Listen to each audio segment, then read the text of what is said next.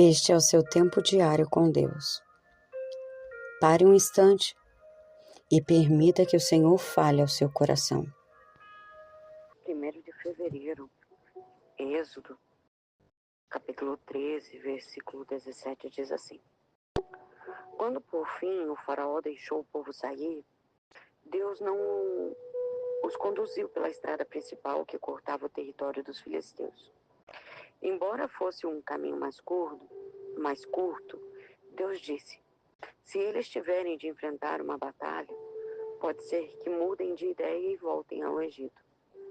Por isso, Deus fez o povo dar a volta pelo deserto, rumo ao Mar Vermelho.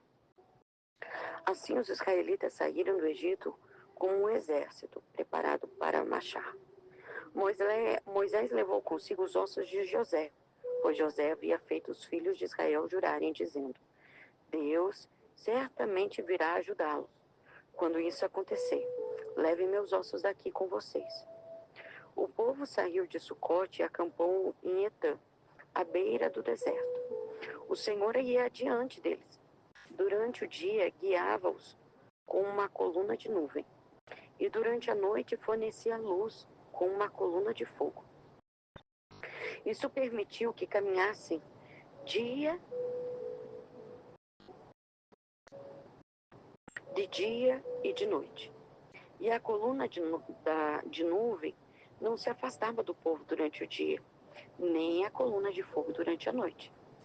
O Senhor disse a Moisés: ordene aos israelitas que deem a volta e acampem em Raiote, entre Migdol e o mar. Acampem ali, à beira do mar, em frente a Baal-Zefon. O faraó pensará: os israelitas estão vagando perdidos, prisioneiros do deserto. Mais uma vez endurecerei o coração do faraó, e ele os perseguirá. Planejei tudo isso para mostrar a minha glória, por meio do faraó e de todo o seu exército. Então os egípcios saberão que eu sou o Senhor. E os israelitas assim fizeram. Quando o rei do Egito soube que o povo de Israel havia fugido, ele e os seus oficiais mudaram de ideia. O que fizemos? Perguntaram. Como podemos deixar todos os escravos israelitas escaparem? Então o faraó mandou preparar sua carruagem, convocou suas tropas e levou consigo 600 dos melhores carros de guerra, além das demais carruagens de batalha dos egípcios do Egito, cada um com seu comandante. O Senhor endureceu o coração do faraó, rei do Egito, para que perseguisse os israelitas, que haviam partido triunfantemente. Os egípcios os perseguiram com todas as forças do exército do faraó, todos os seus cavalos e carros de guerra, cavaleiros e tropas, e os alcançaram no acampamento de Pi-Haiote, à beira do mar, em frente a Baal-Zefon. Quando o faraó se aproximava dos israelitas, levantaram os olhos e viram os egípcios marchando contra eles. Em pânico, clamaram ao Senhor e disseram a Moisés: Por que você nos trouxe ao deserto para a morte? Para morrer? Não havia sepulturas no Egito? O que você fez conosco? Por que nos forçou a sair do Egito quando ainda estávamos no Egito? Não lhe avisamos que isso aconteceria e dissemos: deixe-nos em paz. Continuaremos a servir os egípcios. Afinal, é melhor ser escravo no Egito que ser um cadáver no deserto. Moisés, porém, disse: não tenham medo, apenas permaneçam firmes e veja como o Senhor os resgatará neste dia. Vocês nunca mais verão os egípcios que hoje estão vendo. O próprio Senhor lutará por vocês. Fiquem calmos. Então o Senhor disse a Moisés: por que vocês estão clamando a mim? Diga ao povo que marche. Tome sua vara e estenda a mão sobre o mar. Divida as águas para que os israelitas atravessem pelo meio do mar, em terra seca. Endurecerei o coração dos egípcios, e eles virão atrás de vocês. Mostrarei minha glória por meio do faraó e de suas tropas, seus carros de guerras e seus cavaleiros.